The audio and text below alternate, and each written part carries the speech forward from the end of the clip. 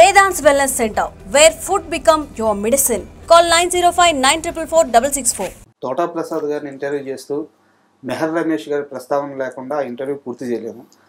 ఆయన దగ్గరికి వెళ్ళే ముందు ఆరెంజ్ సినిమా గురించి ఒక 2 ప్రశ్నలు సార్. ఓకే. ఆరెంజ్ సినిమాకి మీరు బొమ్మరేలు భాస్కర్ గారితో కలిసి వర్క్ చేశారు, నైట్ షిఫ్ట్స్ అన్ని. అవును. సో ఆ మూవీ అప్పుడు అంత ఫలితం ఇవ్వలేదు, కానీ ఆ ఇంపాక్ట్ ఇప్పటికీ అలాగే ఉంది. అవును. అయితే ఆ సినిమా వర్కింగ్ చేసేటప్పుడు మీరు కొంచెం ఇచ్చే సలహా కానీ, ఇది మరీ హార్డ్ హిట్టింగ్గా ఉంది ఆడియన్స్కి, మరీ పచ్చి నిజం చెప్పేస్తున్నావు, కాస్త చూసుకో, ఇలాంటి అలర్ట్ ఏమన్నా ఇచ్చారా? నేను ఇదివరకు ఒక ఇంటర్వ్యూ చెప్పినట్టే ఆరెంజ్ పరుగు తర్వాత బొమ్మరేలు భాస్కర్ గారు చేద్దాం అనుకున్నారు. ఒక 20-25 మంది రైటర్స్తో కూర్చున్నాడంట ఆయన. నాకు ఆ విషయం తెలియదు. ఒకరోజు రామ్ చరణ్ గారు ఇంటికి పిలిపించి, ఇప్పటికి 25 మంది రైటర్లు వెళ్ళిపోయారు ప్రసాద్ గారు, మీరు ఆయనతో ట్రావెల్ అవ్వండి, కనెక్ట్ అయితే కంటిన్యూ చేయండి, లేకపోతే మాత్రం మీరు ఫీల్ అవ్వద్దని ముందే చెప్పాడు ఆయన. ఓకే. సరే ఓకే అండి అన్నాను. నేను భాస్కర్ గారిని కలిసిన తర్వాత ఆయన నాకు కనెక్ట్ అయ్యాడని నేను చెప్పిన పాయింట్స్తో అలా ట్రావెల్ అయ్యాను. ఒక 1.5 years ఆగాను. అంటే నేను 2008-9లోనే ఇంత ట్రావెల్ అయితే దాదాపు 1.5 years జరిగింది. 1.5 yearలో ఏంటి అంటే ఆయనకు ఒక సాటిస్ఫాక్షన్ ఉండదు. ప్రతిరోజు ఆయనకి పరగొడుకుందే ఉంటుంది. రాత్రి 2 గంటలకు 3 గంటలకి కడవలే కాపాడెత్తరే అంత అలా గోడకేసి కుట్టుకుంటూ ఉంటాడు ఆయన, భగవంతుడా కాపాడు అని.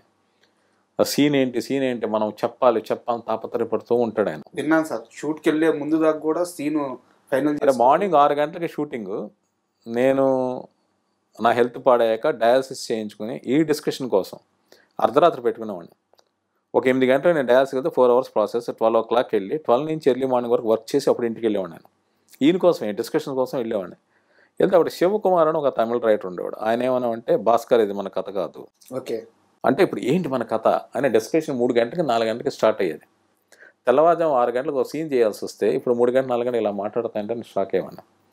1-2 సార్లు ఆయనతో నేను చాలా తీవ్రంగా విభేదించిన సందర్భాలు ఉన్నాయి.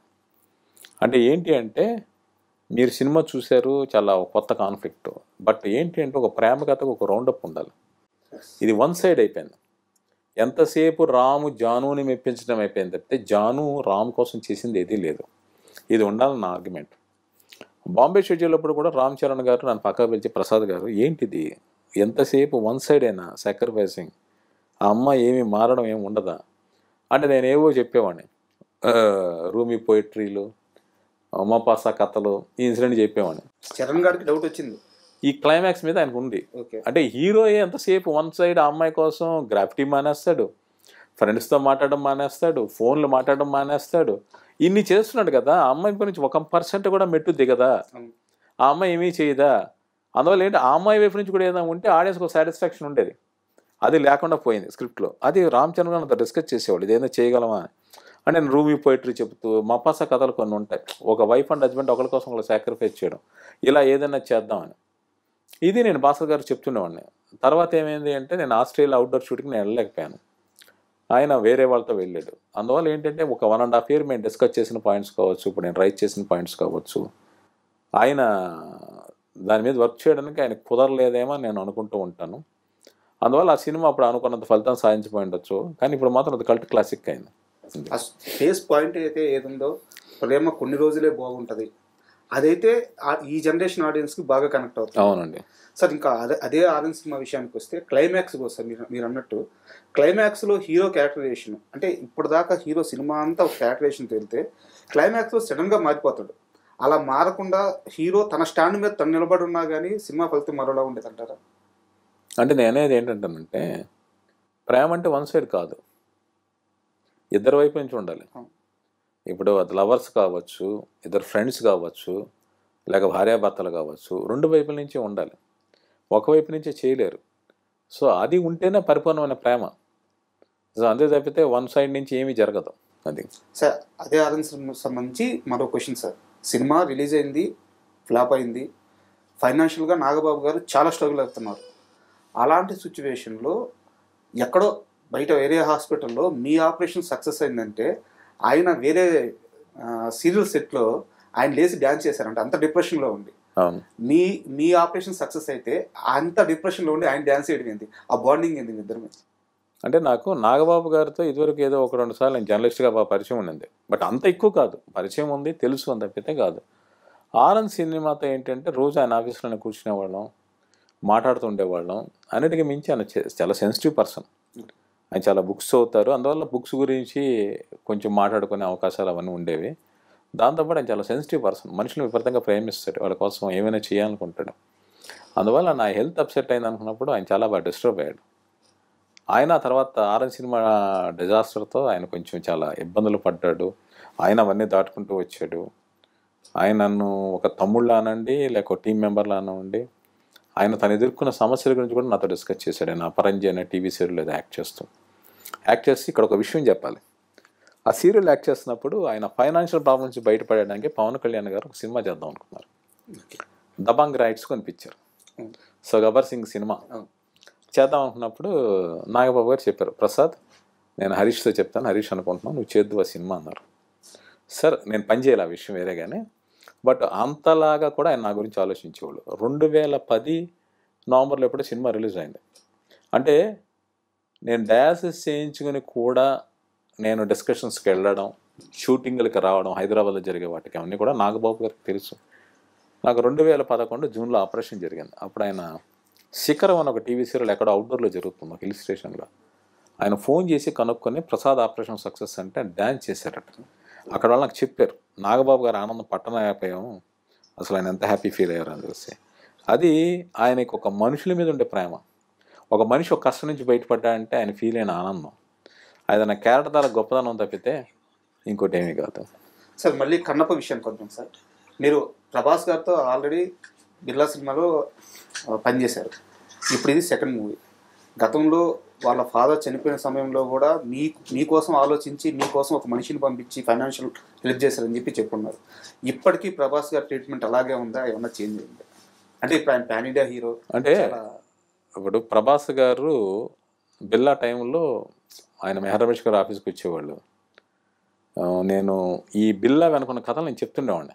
అంటే మీ అందరికి తెలుసు డాన్ సినిమా రీమేక్. డాన్ సినిమాకి ఒక హాలీవుడ్ మూవీ ఉంది. ఓకే, దాంట్లో ఇన్స్పైర్ అయ్యి సలీం జావేద్ డాన్ చేశారు. ఆ డాన్ తెలుగులో యుగంధర్ వచ్చింది. మలయాళంలో ఎవరో శంకర్లాల్ ఏదో శంకర గురు ఏదో మోహన్ లాల్ గారు చేశారు.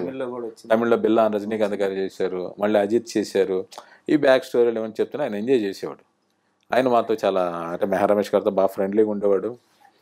అప్పుడు ఆయనకి ఎక్కువగా యానిమల్ ప్లానెట్ లేదంటే డిస్కవరీ ఛానల్ చాలా ఇష్టం ఆయనకి, ప్రభాస్ గారికి. అవి చూస్తుండేవాడు ఆయన. ఆ వైల్డ్ లైఫ్, హిస్టారికల్ ఫ్యాక్ట్స్ తెలుసుకోవడం ఆయనకి ఇంట్రెస్ట్. సో వాటి గురించి మాట్లాడుతుండేవాడు. అలాగే ఆయన ట్రీట్మెంట్ గురించి ఇక ఎవరి హాస్పిటాలిటీ గురించి చెప్పుకోవాల్సిన అవసరం లేదు. ఎవరి పట్ల అయినా ఆయన అదే ఆధారంతో ఉండేవాడు. సో అలాంటి కొన్ని బ్యూటిఫుల్ మెమరీస్ అన్నీ ఉన్నాయి. నాకు ఇల్లు హెల్త్ వచ్చినప్పుడు ఇండస్ట్రీ మొత్తం నాకు సపోర్ట్ చేసింది. ఇక్కడ ప్రభాస్ గారి ప్రత్యేకత ఏంటి అంటే తండ్రి చనిపోయిన బాధలో కూడా ఆ రోజు ఆయన నాకు సపోర్ట్గా నిలిచారు. అదే ఒక గ్రేట్ క్వాలిటీ. ఆ తర్వాత నేను రికవర్ అయిన తర్వాత ఆయన డబుల్ షూటింగ్లో ఉన్నారు. ఎక్కడ చేస్తుంటే నేను వెళ్ళి కలిశాను. మీరు ఎందుకు వచ్చారు ఒంట్లో బాగున్నప్పుడు అది అన్నారు. లేదు సార్, నేను రికవర్ అయిన తర్వాత నాకు ఎవరైతే సపోర్ట్ వాళ్ళందరినీ కలుద్దాం అనుకుంటున్నాను, నేను కొంతమందిని కలిశాను చెప్పాను. ఆ తర్వాత ఒక 2013-14 వరకు కూడా ఆయన పర్సనల్ ఫోన్ నెంబర్ నా దగ్గర ఉండేది.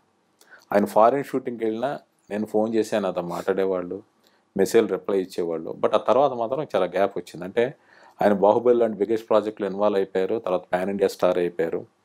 నేను ఆయన కలిసే ప్రయత్నం జరగల. బట్ నేను యూవీ క్రియేషన్స్లో కృష్ణరాజు గారు గోపికృష్ణ మూవీస్ మీద సినిమా చేద్దాం అంటున్నారు. సునీల్ గారు హీరో. నేను ఒక కథ చెప్పాను, రొమాంటిక్ కామెడీ, ఒక హాలీవుడ్ సినిమా నుంచి ఇన్స్పైర్ అయ్యి. కృష్ణరాజు గారు విపరీతంగా నచ్చింది, విపరీతంగా నవ్వి ఎంజాయ్ చేశారు. సో ఆ సినిమా డిస్కషన్స్ అవి జరుగుతుండేవి. సో ఆ టైంలో నేను రెగ్యులర్గా వాళ్ళ ఆఫీస్కి వెళ్తుండేవాడిని. ఆ తర్వాత యూవీ క్రియేషన్లో నేను ఎక్స్ప్రెస్ రాజా అని ఒక సినిమా చేశాను మేలపాక్ గాంధీ గారితో. ప్రభాస్ గారి బ్రదర్స్ ఉంటారు, ప్రబోధ్, వాళ్ళందరితో నేను అప్పుడు పరిచయం. అంటే బిర్లా నుంచి వాళ్ళకున్న పరిచయం. అప్పుడు మళ్ళీ కలిశాను. అలాగే రామ్ చరణ్ గారితో సినిమా చేద్దాం అనుకున్నారు యూవీ క్రియేషన్స్ 2016లో. మేర్లపాక్ గాంధీ గారు డైరెక్టర్.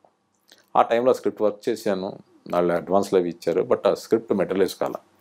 అలాగా ప్రభాస్ గారు కావచ్చు, ప్రభాస్ గారి స్నేహితులతో ఉన్న బ్యానర్లో కావచ్చు నా అసోసియేషన్ కొనసాగింది. ఈ మధ్య ఒక 5 ఏళ్ల నుంచి నేను ఆయన కలవాల. నేనేంటి అంటే ఏదైనా పని ఉన్నప్పుడు అంటే నా పనిని కాదు, వర్క్ పరంగా నేను కలవాలని ప్రయత్నిస్తాను తప్పితే లేకపోతే ఊరికే కలవడానికి నాకు ఇష్టం ఉండదు. సో అనుకోకుండా మళ్ళీ కన్నప్ప సినిమా షూటింగ్లో కలిశాను. ఎలా సార్ ఫస్ట్ మీటింగ్ అయినా ఎలా రిసీవ్ చేస్తారు? లాస్ట్ ఇయర్ ఏప్రిల్లో నేను కలిసి అప్పటికప్పుడు నేను మారిపోయాను. ఒక విషయం అలా ఆశ్చర్యంగా చూస్తున్నారు. అప్పుడు ఆయన రీకలెక్ట్ చేసి ఇప్పుడు ఎలా ఉన్నారు, ఏంటి హెల్త్ ఎలా ఉందని అడిగారు. ఆ రోజు విష్ణు గారికి ప్రభాస్ గారికి మధ్య రామోజీ ఫిల్మ్ సిటీలో వర్క్ జరిగింది. ఇప్పుడు కలిసా, సో మాట్లాడా, ఆయన అన్నీ జాగ్రత్త అని చెప్పారు. అది మీ కెరీర్ని బాగా ఇంపాక్ట్ చేసిన వ్యక్తి మెహర్ రమేష్ గారు.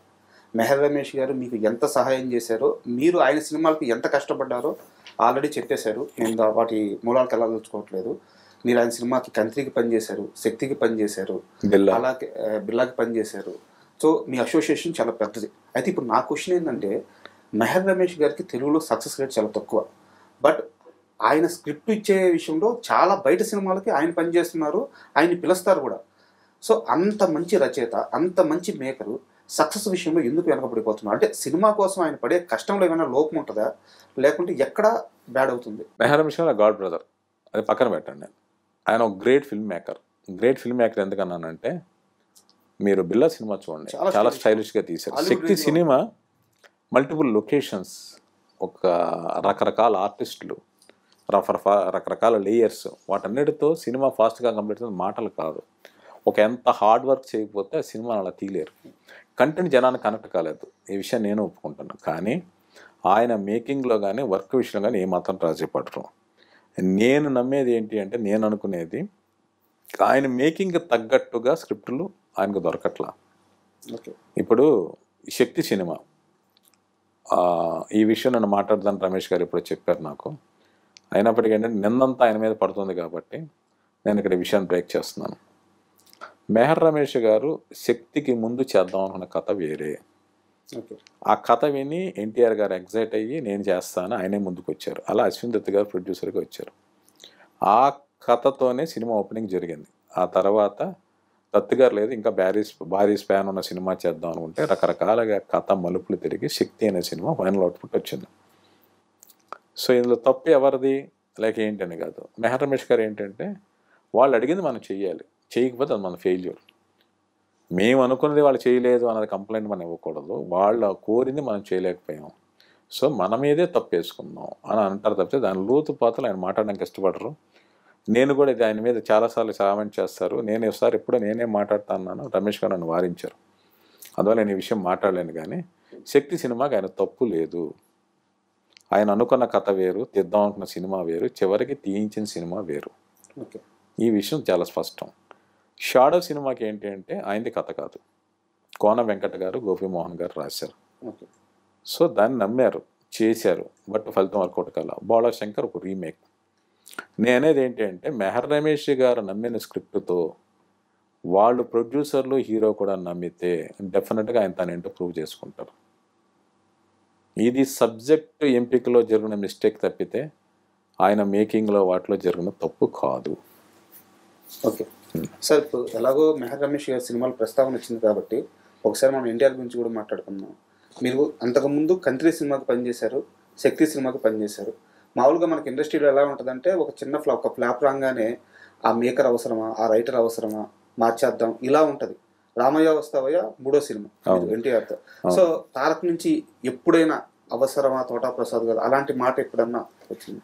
అంటే ఇక్కడ చాలామంది తెలియని విషయం ఏంటంటే, గుణశేఖర రామాయణం తీసినప్పుడు ఒక వర్క్షాప్ నడుస్తుండేది. ఇంకా చెప్పాలంటే ఎన్టీఆర్ గారిని రాముడిగా సజెస్ట్ చేసింది నేనే. యాక్చువల్గా అయినప్పుడు రాయన్ ప్రసాద్ గారితో సినిమా చేద్దాం అనుకున్నారు. ఎంఎస్ రెడ్డి గారు ప్రొడ్యూసరు.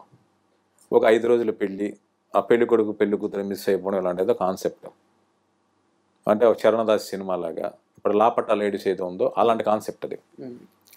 అది రెక్కని రవీంద్రనాథ్ ఠాగూర్ గారి నవల, దాని మీద వర్క్ చేస్తున్నాం. 5 రోజుల పెళ్ళి, దసరాకు ఓపెనింగ్. ప్రసాద్ గారు, నేను మీ ఎండి గారితో మాట్లాడతాను, మీరు జాబ్ లీవ్ పెట్టించేయండి, మీరు రాత్రి అయ్యేదని గుణశేఖర్ గారు అన్నారు. ఆల్ ఆఫ్ ఎ సడన్ ఆయనకి పిల్లలతో రామాయణం చెప్తే ఎలా ఉంటుంది థాట్ వచ్చింది గుణశేఖర్ గారు. ఇప్పుడు పంజాగుట్లో ఇప్పుడు ఆ మాల్కి ముందు కార్నర్లో ఒక ఇరానీ కేఫ్ ఉండేది. అక్కడ మేము ఇద్దరు గురించి మాట్లాడుకున్నాను సాయంత్రం. ఆయన దగ్గరలో నా ఇల్లు ఉండేది. షాన్బాగ్ కాదు, ఈ శ్రీనగర్ కాలనీ రోడ్డు చివరిలో ఒకటి ఉండేది. ఇప్పుడు లేదు. ఆ టెంపుల్ ఎదురుగా, దుర్గాదేవి టెంపుల్ ఎదురుగా ఒకటి ఉండేది. అన్నారు ఒకరోజు సాయంత్రం కూర్చున్నప్పుడు చెప్పారు, ప్రసాద్ గారు పిల్లలతో రామాయణం తీస్తే ఎలా ఉంటుంది. పిల్లలతో రామాయణం ఏంటి సార్ అంటే, జనరేషన్ తెలియట్లేదు, పిల్లలకి పిల్లలతో చెప్పేస్తే బాగా కనెక్ట్ అవుతున్నాయి. అదిరిపోయింది సార్ ఐడియా అన్న. అంటే ఆయన మొదట మెడ్రాస్ విజయ ప్రొడక్షన్స్ ఎవరి దగ్గరికి వెళ్ళారు, వాళ్ళు నాట్ ఇంట్రెస్టెడ్. ఎంఎస్ రెడ్డి గారు చెప్పాను, చాలా ఎగ్జైట్ అయిపోయారు, ఇది కదా ఈ ప్రాజెక్ట్ చేయాల్సింది. ఆ రాయం ప్రసాద్ సినిమా పక్కన ఆపేసి ఈ సినిమా చేద్దాం అలా రామాయణం వచ్చింది. రామాయణం వచ్చిన తర్వాత దానికి నా దగ్గర మా ఫాదర్ దగ్గర చాలా కలెక్షన్ ఉండేది, ఎవరి దగ్గర లేని రామాయణాలు. విచిత్ర రామాయణం, ఆధ్యాత్మ రామాయణం, వాల్మీకి రామాయణం, రంగనాథ రామాయణం, ఇంకా రకరకాల రామాయణం అవన్నీ తీసుకొచ్చి ఇచ్చి నాకు తెలిసిన రామాయణ కథలు చెప్తూ అని పార్టిసిపేట్ చేస్తుండేవాడిని. నేను దిల్షు నగర్లో ఉండేవాడిని, గుణశేఖర్ గారు పంజాగుట్టలో ఉండేవాళ్ళు. ఒకరోజు సాయంత్రం ఎవరిని పెడదామంటే స్కూల్స్ అన్ని తిరిగి పిల్లల్ని సెలెక్ట్ చేద్దాం సార్ అన్న. సార్ అలాగే చూద్దాం అనుకుంటున్నాడు ఆయన. ఒకరోజు సాయంత్రం నేను దిల్షు నగర్ వెళ్తుండగా రవీంద్ర భారత్ దగ్గర అలా సిగ్నల్ దగ్గర బస్సు ఆగింది. చూస్తే లెఫ్ట్ సైడ్ ఒక బ్యానరు మాస్టర్ ఎన్టీ రామారావు నృత్య ప్రదర్శన అని. ఒకసారి టక్కున ఆగిపోయా. మాస్టర్ ఎన్టీఆర్, మనకు శ్రీరాముడు అంటే పెద్ద ఎన్టీఆర్ గుర్తొస్తారు, ఇంకెవ్వరూ లేరు. మాస్టర్ అంటే వాళ్ళ మనవడు కదా రాముడిగా చేయాల్సింది అనిపించింది. తక్కువ బస్సు దిగిపోయా దిల్షు నగర్ వెళ్ళకుండా. అప్పుడు ఆల్ ఇండియా రేడియో స్టేషన్ పట్టిన పబ్లిక్ టెలిఫోన్ బూత్ ఉండేది. నేను ఫోన్ చేశాను గుణశేఖర్ గారికి, ఏంటి సార్ ఏంటి ఇప్పుడే కదా వెళ్ళారు, ఫోన్ చేశాను సార్ ఇక్కడ ఎన్టీఆర్ అని రామారావు గారు మనవడు హరికృష్ణ గారు అబ్బాయి, తను డ్యాన్స్ ప్రదర్శన జరుగుతుంది, అతను రాముడైతే ఎలా ఉంటుంది అని. అంటే అప్పుడు ఎంఎస్ రెడ్డి గారు చెప్తే ఎంఎస్ రెడ్డి గారు గుణశేఖర్ గారు చూసి ఇంకెతనే మన రాముడని ఫిక్స్ అయిపోయారు. ఫిక్స్ అయిపోయిన తర్వాత వర్క్షాప్ నడుస్తుండేది. ఇప్పుడు శబ్దాలయ థియేటర్లో వర్క్షాప్ ఉండేది, మొత్తం పిల్లలందరికీ బిచ్చు అరుణ బిచ్చు వాళ్ళందరూ చేసేవాళ్ళు. ఒక్క రాముడు తప్పితే మిగిలిన పిల్లలందరూ కూడా రకరకాల క్యారెక్టర్లు చేసేవాళ్ళు. ఇప్పుడు సీత వేసిన అమ్మాయి స్మితామాధవ్ అనుకుంటా, ఆ అమ్మాయి మండోదరి క్యారెక్టర్ చేసేది, శబరి క్యారెక్టర్ చేసేది. ఊరికి పెర్ఫార్మెన్స్ మాట. రోజు సాయంత్రం వర్క్షాప్ 2 గంటలు 3 గంటలు నడుస్తుండేది. వెళ్తే నేను సాయంత్రం కూడా ఆంధ్రజ్యోతి ఆఫీస్లో నా వర్క్ అయిపోయాక వెళ్ళి కూర్చున్నాను వర్క్షాప్లో. ఈ పిల్లలు చేసిన పెర్ఫార్మెన్స్ చూసినవాడిని. ఆయన ఎన్టీఆర్ చాలా అల్లరి పిల్లోడు, ఎక్కడ కుదురుగా ఉండేవాడు కాదు, అటు చేస్తూ ఇటు చేస్తూ అల్లరి చేస్తూ ఉండేవాడు. కరెక్ట్గా వర్క్ షాప్లో పెర్ఫార్మెన్స్ వచ్చేటప్పుడు మాత్రం అలర్ట్ అయిపోయాడు. ఫస్ట్ నుంచి అంతే. మిగిలినంతా మాత్రం పిల్లోడు ఎంత మిచ్చివ్స్గా బిహేవ్ చేస్తాడు అనుకున్నాను. అలాగే షూటింగ్ టైంలో కూడా ఆయనకి నీలం రంగు వేసేవాడు కదా, ఇలా పిల్లలతో ఆడి మొత్తం నీలం రంగు అంతా పోయేది, మళ్ళీ వేసేవాడు ఆయనకు రంగు. సో ఇలాగే చాలా అల్లరగా చేస్తూ మళ్ళీ పెర్ఫార్మెన్స్ వాళ్ళ దగ్గరికి వచ్చేటప్పుడు చాలా అంటే వంశపారంపర్యంగా వస్తుంది కావచ్చు, తనకి చిన్నప్పటి నుంచి పూర్వజన్మ సుకృతం కావచ్చు, అలా చేశాడు ఆయన.